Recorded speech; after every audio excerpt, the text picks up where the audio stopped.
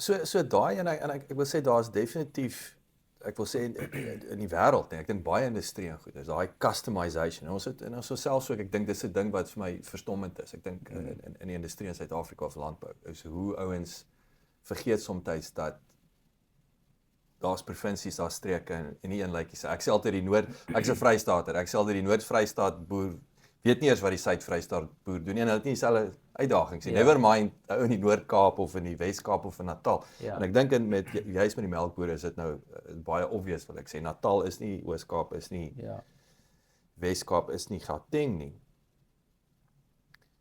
Hoe kompliseer dit die verkoopsproses vir julle? Maar nou wil ek sê in dieselfde asem is dis moeiliker as jy moet customize, want nou moet jy meer tyd spandeer met daai teikenmark. En hoe ontvanklik is die boere vir dit? Weet jy, ek dink as jy dit reg verpak, die doelwit hier is om meer effektief te wees. As jy byvoorbeeld na 'n melkkoe kyk, die samestelling van die gras wat sy eet in 'n weidingskudde of die kuilvoer wat jy in 'n TGR-kudde in die rantsoen insluit, is betekenisvol in die uitkoms wat jy gaan kry. So ons spandeer baie moeite om daai goed te ontleed en dan gebruik ons dit as die basis van die dieet. En ons kragvoer is aanvullend tot daai basis. Ek dink waar ons in moeilikheid in hardloop is, waar melkproduksie baie duur raak, is wanneer die boer uit selfgeproduseerde rifoere hardloop. En dan raak melk duur. En die enigste manier hoe jy dit dan kan kompenseer is om meer en meer melk uit die koei uit te haal. Wat ander risiko's het. So dit kompliseer die voedingkundige kant daarvan.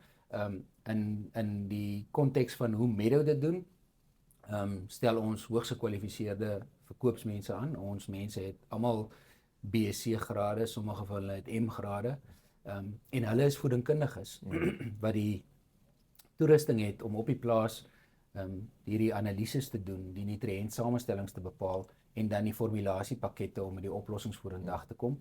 En dan is daar 'n vlak van tegniese bestuurders en execs wat help waar dit nodig is om met die regte oplossings vorendag te kom. Maar dit kompliseer uit die aard van die saak ook die produksieproses. Want jy kan nie nou sogenaamde long runs doen in jou fabriek nie. Elke kliënt, of hy 3 ton of 6 ton of 30 ton van 'n produk bestel, dis 'n bestelling op sy einde. So 20 jaar terug kon jy 100 ton van 'n produk gemaak het en 6 ton gaan hiernatoe en 30 ton soontoe. So die produksieproses raak ook gekompliseer, als raak meer gespesialiseer. Wat dit kompliseer, maar dis die regte ding om te doen. Maar dis hoe jy jou kostes afhou. Dis hoe jy aanhou om dit bekostigbaar te maak. Ja, maar met kliëntemengsels het jy nie daai geleentheid nie. Maar vir die koei is dit die regte ding om te doen.